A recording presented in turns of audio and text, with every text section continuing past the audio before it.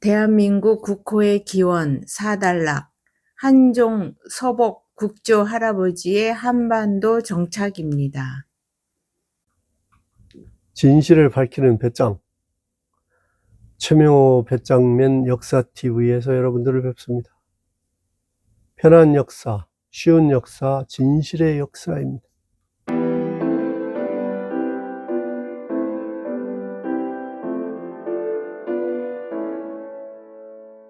대한민국 국호의 기원 시리즈의 4단락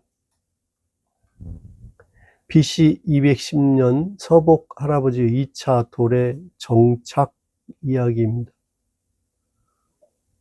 이에 앞서서 한종 어른의 개척의 역사를 잠시 더 말씀을 드리고 넘어가겠습니다.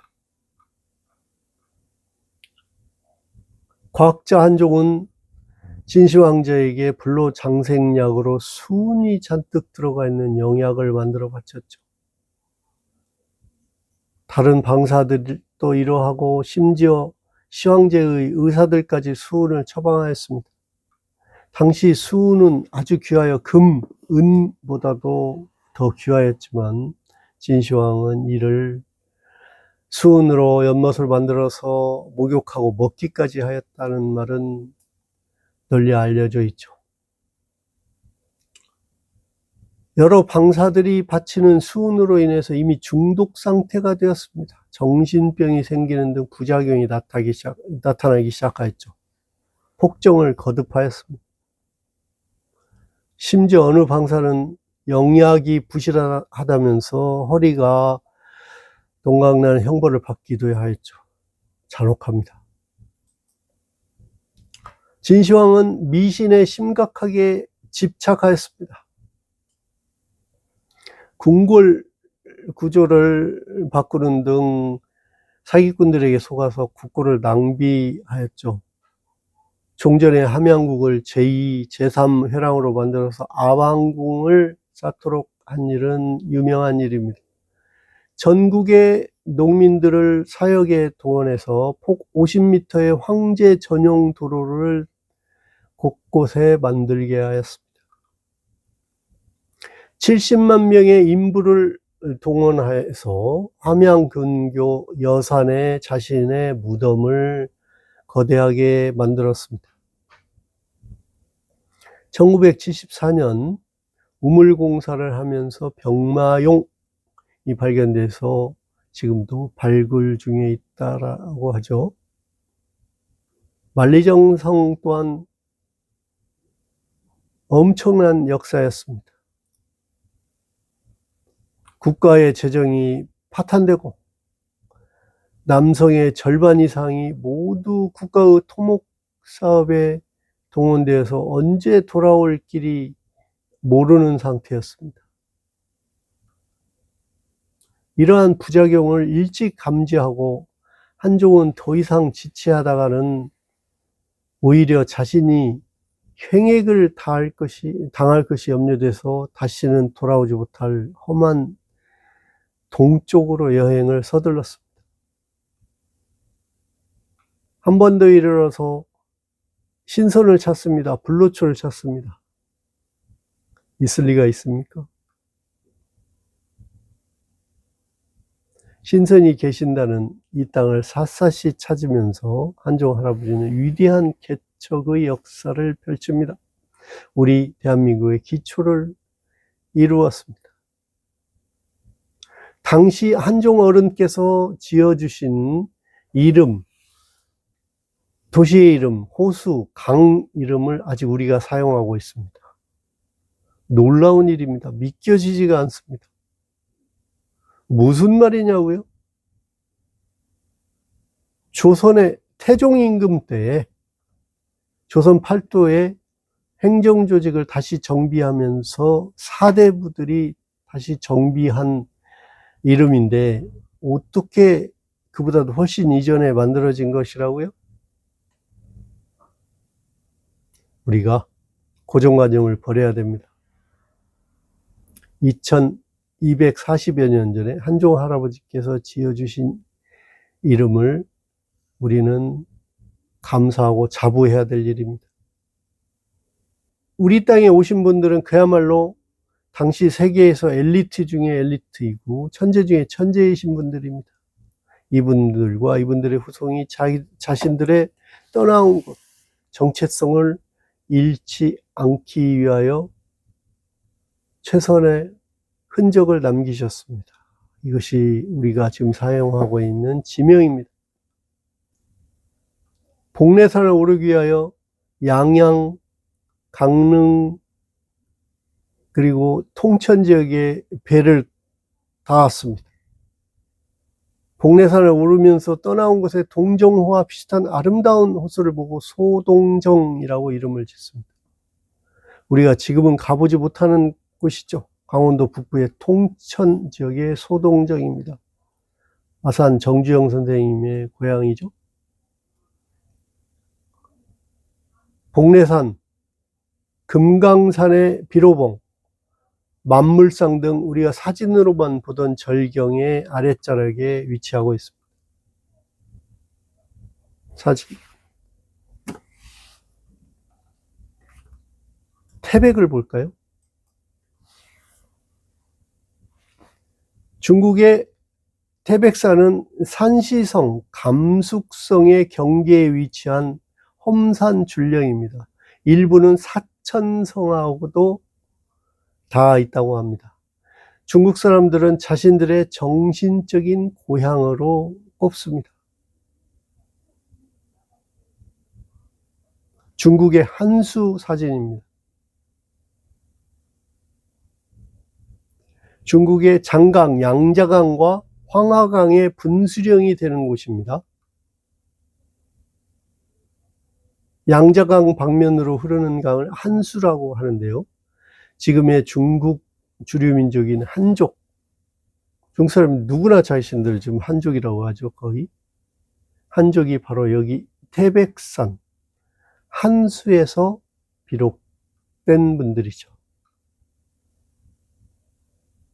한족으로는 지금 우리의 태백 지역에 자리 잡고 지금 우리가 보는 대덕산과 함백산, 태백산 등의 아름다운 모습이 자신들의 떠나온 태백산의 모습과 같다 하여서 이곳의 이름을 태백이라고 이름을 짓습니다. 지금 태백시의 이름은 무려 2300여 년 가까이 되는 역사를 가진 이름입니다. 우리나라 최초의 수도인 셈이죠. 한강을 볼까요? 태백의 주위를 보니까 지금의 검룡소 계곡에서 매일 헤아릴 수 없는 많은 양의 차가운 물이 쏟아져 나옵니다. 동쪽에서 서쪽으로 강이 되어 흐르는 것을 발견하고 이 강의 이름을 자신들이 떠나온 한수의 이름을 따서 한강, 남한강, 북한강이라고 이름을 지었습니다. 우리 자랑스러운 한강의 이름의 기원입니다. 양양, 강릉, 단양. 약간 복잡한 내용을 자연스럽게 좀 정리해 보겠습니다. 간이하게 정리해 보겠습니다. 미성과 초나라. 주나라는 모계성 희성의 나라입니다. 원래 주나라 봉건제에서 초기 제국은 71개였는데 모두 이 중에서 53개가 희성을 사용하는 친척들에게 돌아오고 18명이 성이 다른 공신들의 제후국이라고 합니다. 기원전 10세기경에 초나라 지역이 주나라의 봉건국가가 되면서 초나라 역대 30대의 왕이 곰씨를 사용했고 그 영향이 지금 일본의 구슈, 구마모토의 이름까지 영향이 미칩니다. 저희도 남해 차창의 웅에까지 영향이 미친다는 것을 말씀드렸죠? 어렵고 복잡하지만 나중에 전부 천천히 아시게 될 일입니다. 단양의 기원입니다. 한수의 상류 부분을 단강이라고 하는데 초기 초나라 임금들은 단강의 지류에 단양을 건국하였습니다. 신성한 약을 제조한다라는 의미의 단양입니다. 우리 선조님들은 지금 우리 단양 지역의 토양을 보고 단양이라는 이름을 지으셨죠. 지금의 단양은 마늘이 유명합니다. 육종 마늘 유명하죠. 마늘은 초인들의 전염병을 막기 위한 예방제입니다. 쑥독을 합니다. 초인들의 도읍지라는 것을 엿볼 수 있죠. 강릉 양양의 기원을 살펴봅시다. 초나라가 확장하면서 한수의 중류의 영이라는 곳에 수도를 잡았습니다. 영이 바로 강릉입니다. 이 지역에는 강릉, 이릉처럼 릉이 들어가는 지명이 많은데 그 이유는 초나라 임금들의 분묘가 많이 묘역이 자리 잡기 때문에 릉이라고 이름을 지었다고 합니다. 이후 초나라 임금들은 양양 일대로 도읍을 옮겼습니다. 이 지방을 우리가 삼국지 연회에서 자주 보던 전쟁의 화약고, 형주라고 부르죠. 동정호 주변 지역입니다. 동정호를 중심으로 남북으로 나중에 지명을 달리하였는데 그 이전에는 모두 형주라고 통틀어 부르던 넓은 지역입니다. 교통과 물류의 요지 지역이고 이곳을 차지하여야 중원을 제압할 수 있다. 전쟁에 유리하다 해서 위나라 조비, 우나라 송건, 총나라 유비, 관우도 쟁패를 벌였던 곳이죠. 우리가 잘 아는 관우 장군이 여기에서 전쟁에 패하여 목숨을 잃었던 곳이기도 합니다. 강릉과 양양 일대는 형주의 옛 이름입니다. 계양의 기원을 살필까요?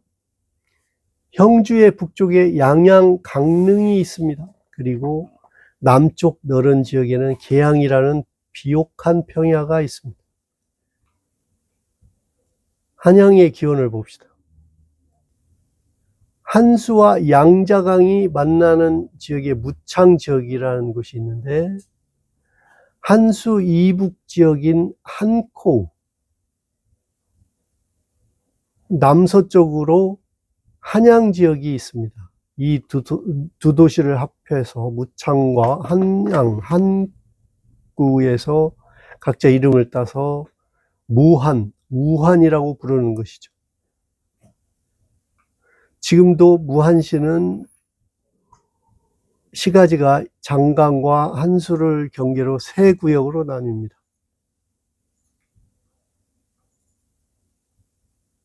복례산 금강산에서 신선을 찾으면서 일행들의 거처할 곳을 마련하고 그분들이 떠나온 고향의 이름을 따서 양양, 강릉, 단양이라고 이름을 지었습니다. 정말 오래되고 그 연역이 대단한 개척의 이름이죠. 태백에서 발원한 한강을 따라서 하류 부근의 비옥한 곳의 이름을 한양이라고 지었습니다. 지금의 서울입니다. 한강의 끝에 다다르니까 한종 일행이 떠나온 장강, 양자강처럼 넓은 물이 보입니다. 양자강의 물은 바다와도 같다고 합니다. 그곳 지역에 넓고 넓은 비옥한 평야를 계양이라고 이름을 지었습니다. 지금의 경기 부천, 인천 부평, 계양 평야의 이름의 기원입니다. 지금 중국의 양양에서는 우리 강원도 양양과 도시 이름이 같은 것을 기념하는 행사를 한다고 합니다. 이렇게 이름이 같은 이 연유를 널리 알리고 자부해야 될 일입니다.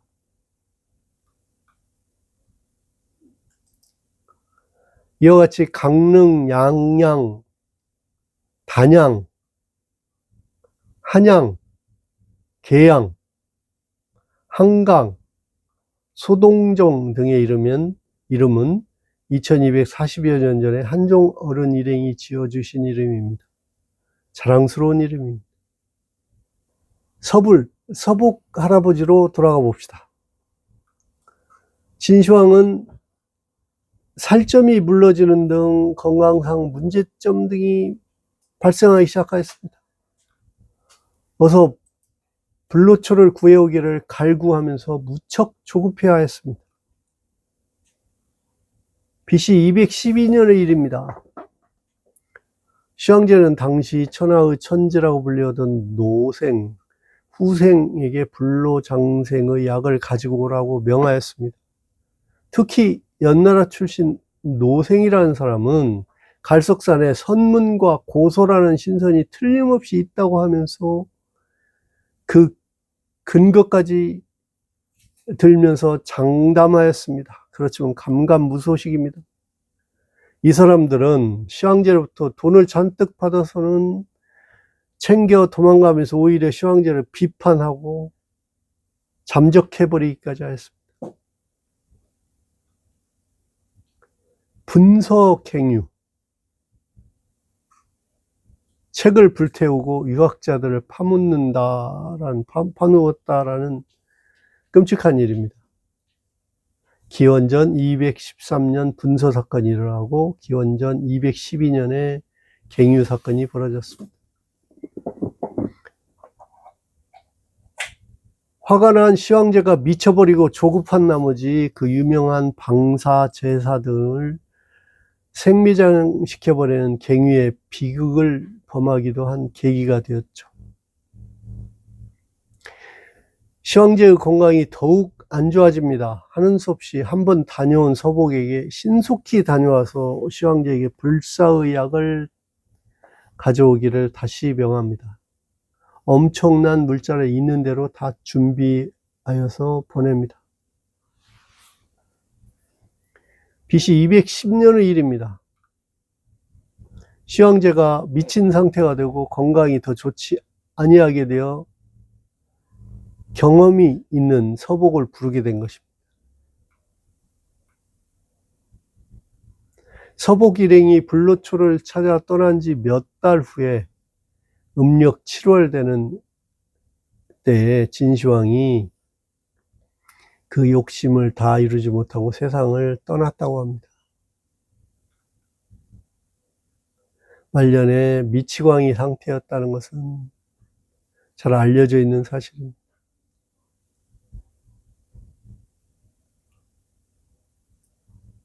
기원전 215년 이미 초나라 지역에서 한종이 불로초를 찾아서 떠났습니다. 서복이 1차로 다녀온 후에 9년 후에 160척의 엄청난 수의 사람과 물자를 싣고 재차 떠나게 되었습니다. 당시 불로초에 대한 신념이 대단하였던 것을 알 수 있습니다. 시황제의 이 턱도 없는 욕심이 지금 우리나라의 기초가 있게 된 셈이 되었으니 참 인간의 허욕을 비웃어야 되는 건지 한편으로는 감사할 뿐입니다. 참 모를 일입니다.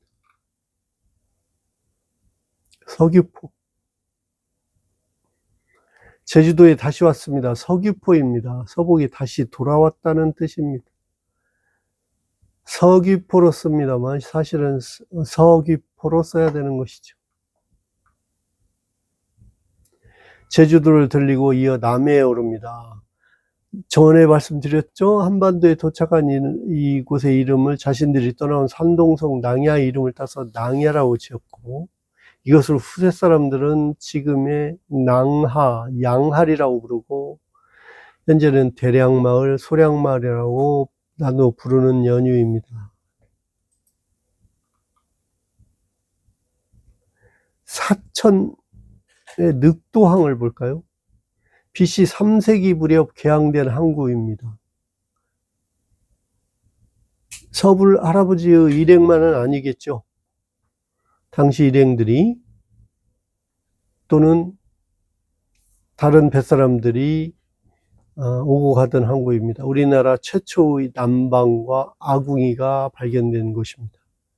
진나라에서 만들어진 화폐 반량전이 출토되었습니다. 지금의 남해, 사천, 진주, 함안, 함양을 거쳐서 지리산의 광장산에 오릅니다. 불로초가 있기는 무슨 불로초가 있습니까? 맑은 공기, 영지, 산삼을 캐먹으면서 활을 쏘고 사냥을 하고 튼튼한 폐, 다리를 연마한 서복 어른이 바로 불로초 그 자체였죠.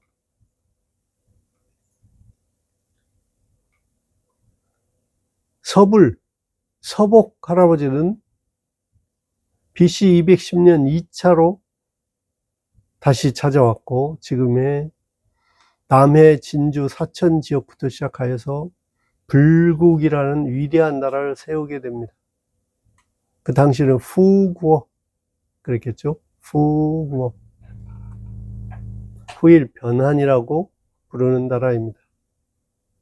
위대한 개척의 역사가 역시 도시 지명에 명확히 나타납니다. 사천시를 볼까요? 사천시의 지명에서 서복의 자취가 느껴집니다. 사천 지방은 신라 때까지만 해도 사수로 불렸습니다. 사천, 지금 중국의 사천 지역하고는 다른 글자입니다. 산동 지방의 스쉐이는 산둥성 스유안에서 발원하는 화이어강의 지류로 산동성과 강소성을 흐르는 강입니다. 공자가 회수의 지류인 사수가에서 도를 가르쳤다라는 말이 전해옵니다.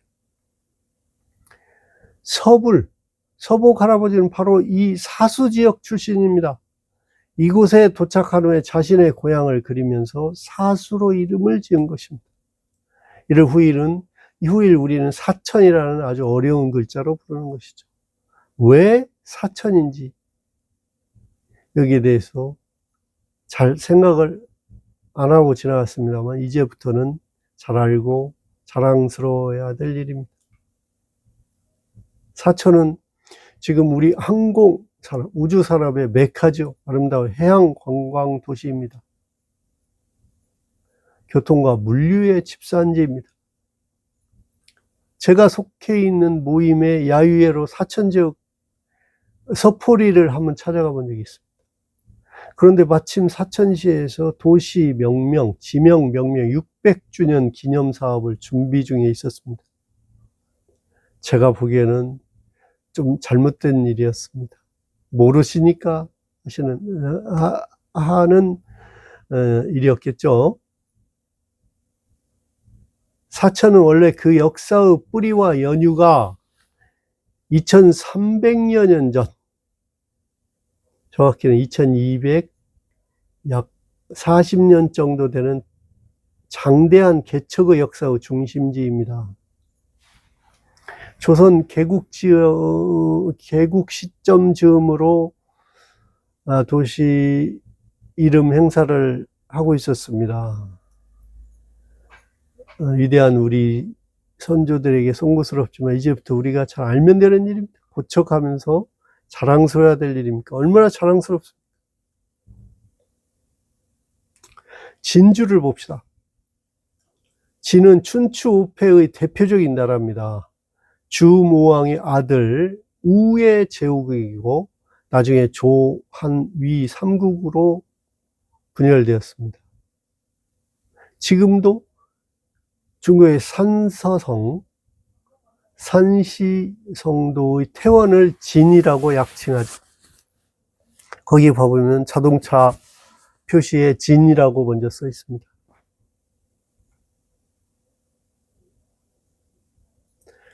서불은 새로운 땅 함양과 함안 부근을 진으로 불렀고, 이것은 지금까지도 자랑스럽게 진주로 불리웁니다. 우리나라 명문 가문 중에 하나인 진주 강씨의 본향이죠.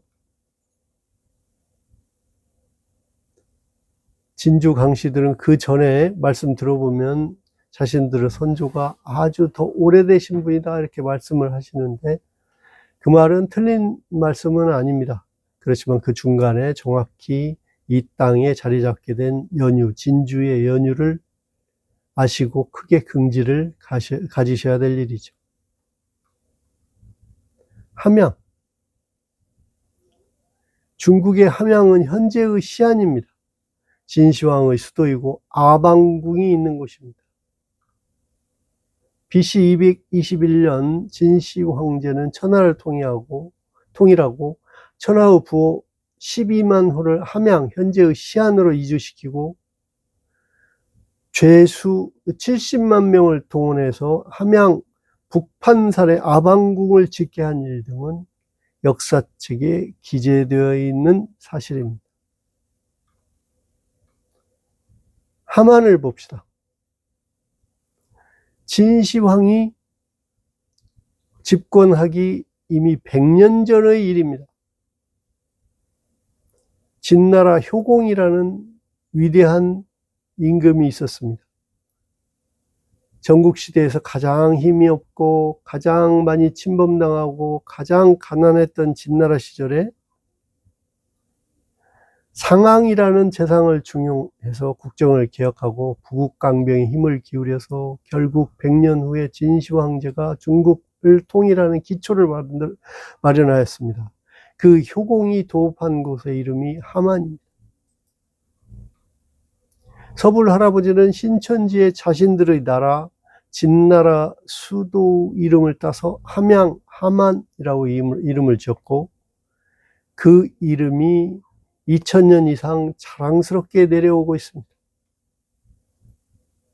지금 우리 함양에 삼봉산과 서암동이 있습니다. 진나라 사람들이 애타게 찾던 불로장생의 영약이 바로 우리의 산삼이죠.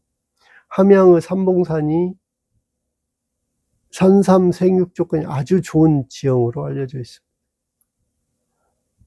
마천면 추성리에 서암정사가 있는 서암동이 있는데, 서암동 자체가 이름 자체가 서복일행이 귀거한 곳이다 라고 하고 있습니다.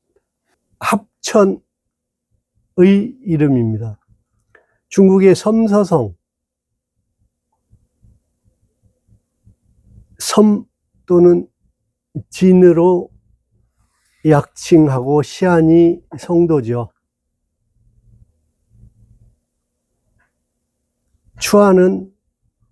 천은 사천성을 나타내는 약칭입니다. 섬서성과 사천성이 교차하는 지점에 고대의 중국 사람들은 영험하게 여기는 이곳을 섬천이라고 부르면서 신비신성한 곳으로 여깁니다. 우리나라에서는 같은 한자를 쓰는데 섬천이 아니라 합천으로 불립니다. 지리산 기슭에 산이 높고 깊으며 황강의 맑은 물이 시작하는 정말 아름다운 곳입니다. 서불과 그 일행들은 이 신비롭고 아름다운 곳을 자신들의 민족의 발원지인 섬천의 이름을 붙인 것입니다. 이 자랑스러운 이름이 2000년 이상 내려왔고, 후일 우리는 그 이름에 연유를 잠시 잊어버리고 땅 이름 합자를 써서 합천이라고 부르고 있는 것이죠. 밀양을 볼까요? 밀양을 애초에는 감천이라고 불렀습니다. 중국 사람들 역시 감숙성과 사천성이 만나는 산악지역을 감천이라고 부르면서 신성히 여깁니다. 서불 할아버지 등 도래인들은 자신들의 발원지 이름을 새로 얻은 땅에 그대로 옮겨 놓았던 것이죠. 자, 남해에 상륙하여 지리산을 목표로 섬진강을 거슬러 올라갔습니다. 방장산, 지금의 지리산의 섬진강 지류 하나를 서시천으로 부르면서 한자로는 심지어 서시천이라고 쓰고 있다는 말씀을 전해드렸죠. 원래는 서불천이었습니다. 서불 할아버지를 기리는 이름이었는데 중국의 미녀 서시가 연상돼서 급기야 한자로 서시천이라고 잘못 쓰고 있습니다. 그 의미를 알아야 될 일입니다. 그 서시천의 지류를 지천이라고 하고요. 또 지리산 노고단의 한 줄기 이름이 지초봉입니다. 그 아래가 지초마을입니다. 모두 서복 할아버지의 일행들이 지나가신 자취죠. 평택 안중평야를 보겠습니다. 왜 느닷없이 평택이 나오느냐고요? 방장산 지리산을 넘어서 평원 광택이 눈앞에 펼쳐져 있습니다. 주인은 아무도 없습니다. 이곳에 도읍을 하였습니다. 불국 후에 변국의 도읍지입니다. 지금 평택시의 이름의 기원입니다.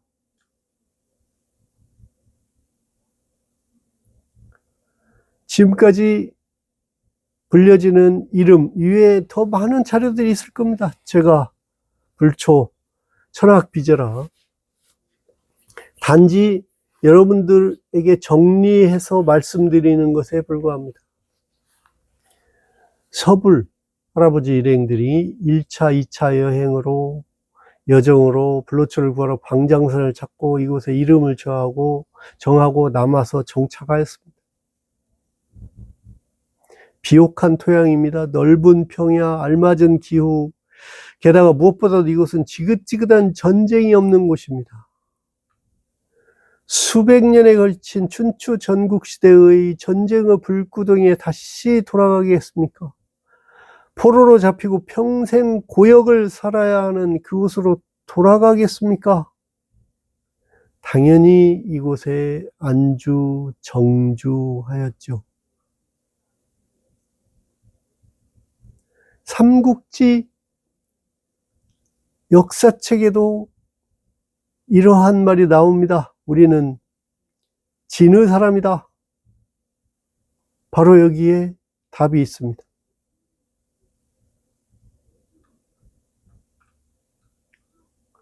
무엇보다도 서불 할아버지 일행은 이곳에 정착하기 위해서 서쪽 세력과 평화 공존을 노력하였습니다.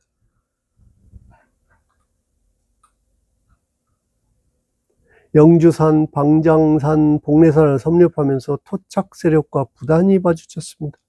당시 한반도 서쪽 지역에는 마의 나라가 있었습니다.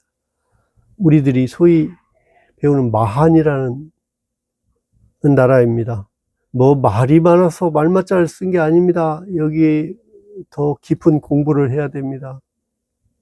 북극성의 의미를 가진 마가, 하늘의 신을 뜻하는 마누, 우리 어머니 마고의 의미의 마라는 나라였습니다.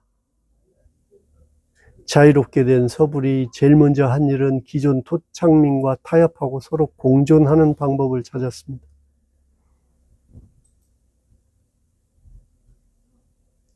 삼국지 위지 동의전에 명확히 나와 있습니다. 후한서에도 나와 있습니다. 동쪽의 땅을 나눠주었다. 서쪽 사람들이 새로운 도래인에게 서불 할아버지 일행도 되고 한종 할아버지 일행도 되겠죠. 새로 이 땅에 도래한 신 문명을 가져온 분들에게 동쪽의 땅을 나누어 주었다라고 일관되게 기재하고 있습니다. 이 얼마나 위대한 감동의 대타협입니까? 우리 선조님들은 이러한 분들입니다. 우리가 배워야 될 교훈입니다. 역사책에 분명히 나와 있는 교훈입니다.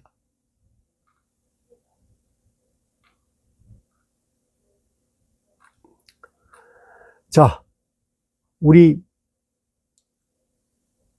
한종 할아버지, 서복 할아버지의 위대한 여정을 살펴봤습니다. 어느 많이 회자되는 책에 관심이 있어서 저도 한번 읽어는 봤습니다만 그분들의 책에 서복 한종이라는 글귀가 나오더군요. 그러면서 이분들은 어떻게 해석하자면 서복이 한을 멸하였다, 한을 끝냈다라는 식으로 해석합니다. 말도 안 되는 해석이죠. 이러한 해석 때문에 우리 역사가 온통 미궁에 빠지고, 그러니까 스스로 그분들이 뭐 구전받아서 구전에 구전으로 이렇게 수없이 내려오다가 정리를 한 책이긴 한데 해석이 잘못되니까 위서라는 누명을 쓰게 되는 것이죠. 저는 그래 합니다. 역사책에 지난 부도지, 박재상, 김재상님의 가문에 내려오는 부도지, 화랑새기, 환단고기, 이러한 책들은 모두 그 집안의 가문에 뛰어난 사람들에게 구전으로 이어지는 글이었고 문장이었다라고 저는 생각합니다. 다 틀린 내용은 전혀 아니고요. 대부분 맞는 얘기인데 후일에 와서 변질이 되고 변하고 해석이 잘못되는 것이죠. 자, 이제 우리는 우리 선조의 자랑스러운 개척의 역사의 끈을 찾기 시작하였습니다. 우리 강토의 곳곳에 한종 할아버지, 서복 할아버지부터 시작해서 곳곳에 남겨주신 역사의 흔적을 찾을 수가 있습니다. 이제까지는 우리가 이를 외면하고 연구를 게을리하 했습니다. 반성하고 노력하면 될 일입니다. 다음 편에는 그러면 한종 할아버지가 자리 잡은 후에 그 다음에 그 진국은 어떻게 되었을까요? 곰과 호랑이의 다툼에 관해서 말씀드리겠습니다. 감사합니다.